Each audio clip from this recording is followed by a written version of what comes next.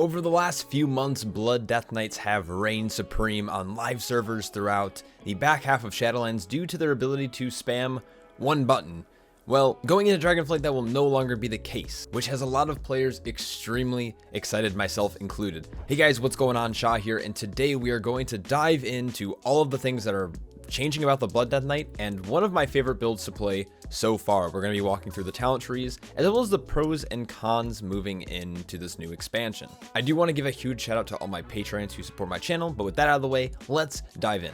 Of course, we do have to start with your typical quick disclaimer that it is still beta, and there are things that are subject to change, both with tuning as well as how the class tree is laid out, or the talent tree is laid out, I should say. Now, one thing that you could be looking forward to, or maybe not looking forward to going into Dragonlands, is the change of pace that the Blood Death Knight is going to be playing at. Instead of the Heartstrike spamming gods that we are currently, it's going back to this very chaotic playstyle, which a lot of players really enjoy. While we are seeing the continuation of some really interesting and powerful abilities and parts of the tier set from Shadowlands, we are also going down memory lane by having access to abilities like Umbilicus Eternus. So there's a lot to really unpack here, so let's quickly dive into the tree and the build that I have been running. So looking at the class tree, there isn't anything super exciting towards the top. You're seeing three pretty much spec specific items and talents that you can definitely get access to playing Blood, since it is the middlemost specialization. And we find ourselves working down a little bit of each of the trees. So we have a little bit of play into the Unholy Tree, the Frost Tree, and of course the Death Tree. Now, the idea with this build is to pick up a few things that are going to help bolster both our survivability as well as our damage output. On the Frost side, we're grabbing things like Mind Freeze, Permafrost, as well as Icebound Fortitude. And then shifting over to the Unholy Tree, we are grabbing things like Raise Dead, Cleaving Strikes on Death and Decay, as well as the Sacrificial Pact. Now, there is ways to work around some of these talents. This isn't a set thing. These are just things that I wanted to kind of test out and play with, and I really enjoy in this build. After that, we tend to shift a little bit more towards the Unholy side of the tree, down towards the end capstones. We're grabbing things like our Anti-Magic Zone, our Asphyxiate, as well as Wraithwalk, which is extremely nice to have this additional mobility, on top of also having Death's Advance. The tree has some nice movement through it, being able to kind of shift back and forth between either side, which is what I really have been enjoying about the class so far.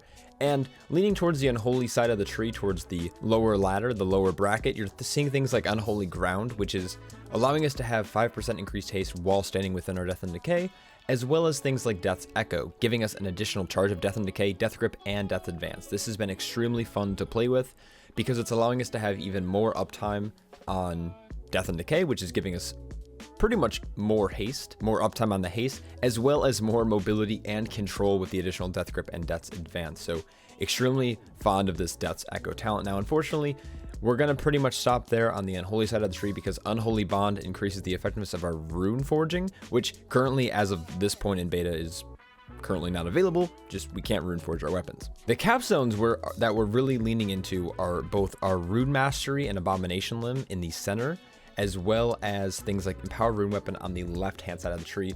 This is giving us additional haste on a 2-minute CD and giving us rune generation back. And the Abomination Limb is giving us that extra utility, damage, and control in dungeons. Both extremely fun to play with. And one thing that I'd like to highlight is actually Blood Draw. So this is what happens when you fall below 30% health. You drain those enemies around you, healing for the health that you drain. Overall, extremely fun class tree.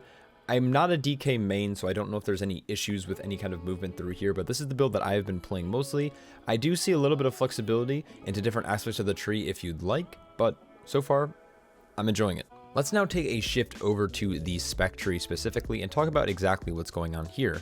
There are a few different builds that I've tried and I've been playing around a little bit. Now, I'm going to eventually get into a dungeon breakdown and kind of walk through exactly what the damage profile is going to end up looking like, but I will have to say this, while it's a little bit more enjoyable to continue and move back towards a more, chaotic rotation-based playstyle instead of Heartstrike spamming that we've seen in Shadowlands, unfortunately, in single targets and oftentimes, sometimes like in AoE, most of your damage is coming from auto attacks, which always feels bad. But anyways, we are seeing, again, like most tanks, kind of using most of the top tree because you have to be able to, you know, spend enough points to be able to get down low. A nice change that we did see is things like Death's Caress is now giving you 2 Bone Shield charges. This is a nice change from how it works currently, where it pretty much doesn't do anything. And the kind of the meat of the build is moving down the center of the tree, grabbing things like Dancing Rune Weapon, of course the Insatiable Blade, which is the Crimson Rune Weapon that we saw from Shadowlands, which is giving us bonus charges, as well as cooldown reduction on Dancing Rune Weapon, and of course the Everlasting Bond, which it summons an additional copy. All great, powerful things in our kits, and we are seeing this kind of interesting Plague healing build on the right-hand side, and on the left-hand side we're seeing this mastery over focusing on more of your Bone Shield stacks, as well as like the armor, and more of a physical build than like a shadow-based Plague build. But with this build in particular, we're kind of leaning into both sides. Now, I always like having a short cooldown, so Rune Tap is definitely a must-take in this build that I've been playing with. I'm not sure how it's going to be in higher content, but most tanks having access to a short DR like this is always going to provide to be extremely beneficial. We're seeing things like Blood Tap. This is a on-demand way to get, you know, runes back, so you can spend more runes generating runic power and keeping yourself alive. And the big ticket item is actually this thing down here called Shattering Bone, which is whenever your Bone Shield is consumed, it shatters, dealing damage to all enemies. This damage is actually tripled in Death and Decay and will have synergy with that Death's Echo, since you're able to actually plant down more Deaths and Decays more often. Makes for a very compelling build. We're taking Tombstone to get the CDR on our Dancing Rune Weapon. And now finally, what I've really been enjoying is kind of this like Plague Rot build in AoE. So on the right hand side, we're seeing things like Rapid Decomposition, which is, you know, increasing damage of blood, not only your Blood Plague, but also your Death and Decay. And then at the very end of the tree, like I mentioned before, we have Umbilicus Eternus, which is an insanely powerful increase to an already extremely powerful cooldown for your Vampiric Blood. So the idea with this build in particular is to have these little mini ramp windows where you'll get your Dancing Rune Weapon out, you'll apply your Blood Plague to X amount of targets you're in the pull with. Because you have a Dancing Rune Weapon out, it's going to apply your Blood Plague twice. Then, standing in your blood, or your Death and Decay, your Blood Plague is now going to tick faster, it's going to deal more damage, and it's going to then give you a massive absorption shield based on how much damage you do. And it seems like this is scaling fairly indefinitely. So this item right here seems to be extremely fun. And then of course there are CDR components for both your Dancing Rune Weapon and your Vampiric Blood, which of course, as most of you know, I personally believe make tanks great. When you have a way to have cooldown reduction on your major cooldowns or even your minor cooldowns, in turn creates a faster play tank that also has a fundamental good feedback loop. All right, with that out of the way, DK is looking pretty solid. There are some other talents that are fairly notable. I do want to mention that I am not playing Purgatory in this build currently, but there are easy ways to get down here, and I think this will be mandatory in higher content. And I will say that Bloodshot, I was fairly underwhelmed by this because it seems like a lot of our damage is coming from Plague with this build, which is shadow damage, as well as Shattering Bone, which is also shadow damage. So Bloodshot would be maybe more for your single target builds or your raid builds, but let's take a look at some gameplay and just kind of talk about exactly what's going on. Now here we are just kind of trying to get mobs grouped up here into the Death and Decay. We have Dancing Rune Weapon active, so now we're able to apply the double Plague. We're popping Vamp, so that's allowing us to actually get those big absorb shields from the Umbilicus Eternus. Now, of course, in heroic content, a lot of this trash is going to die fairly quickly, so I'm excited to see how big it is going into Mythic Plus, so I will obviously be testing that as soon as we have access to Mythic Plus content and key testing. But for now, it's just an extremely fun build. It's an extremely fun playstyle. It's nice shifting away from the hard strike spamming that we have seen and focus more on more like of a rotational aspect, making sure you're keeping up your Blood Plague, making sure you're keeping down your Death and Decay, you know, blood boiling a little bit more often for that damage, and then using Tombstone for like a little AoE nuke always feels nice when you have that Shattering Bone. And we're now seeing kind of a Paladin type focus on Consecration / Death and Decay. You kind of want it down as often as possible if you can. So you could see here, I'm mounting up to go into the next pull. I do have a proc of that Death and Decay. We're going in, we're popping our Abomination Limb, followed by our Dancing Rune Weapon and our Vamp Blood, just to get kind of big AoE damage here. You can see me kind of popping off on the meters. Now, the damage does feel good during these cooldowns, but outside of it, the damage is a little lackluster, especially compared to other tanks. That could come down to tuning. That could come down to just content, talents, level. So I don't want to focus too much on the damage that I'm doing, but the class does feel extremely fluid to play, and that's what's really enjoyable about the Blood DK. So I think fans of the old Blood DK, the Legion Blood DK, the early Shadowlands Blood DK, I think are really going to enjoy how this class is playing currently. While we are barely in LFR gear, the class does feel fairly fast. Not too fast, not Heartstrike spammy, just fluid, and I think that's all we can really ask for.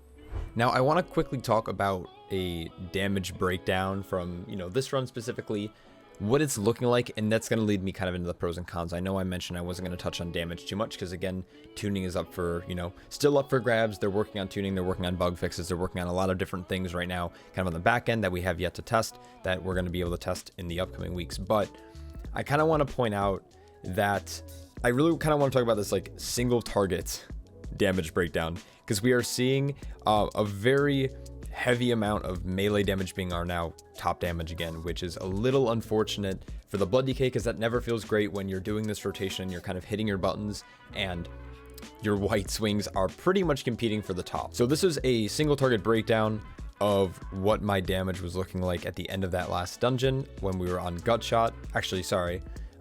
This is the third boss of the dungeon on Gutshot, where there are some adds. That's why my blood boil seemed a little bit higher, but it was mostly melee damage. If we looked at the last boss of the instance, you're going to see a very similar pattern, except the fact that melee is actually your top DPS, which of course doesn't feel good. That is kind of more of a con of like how the whole class is designed right now.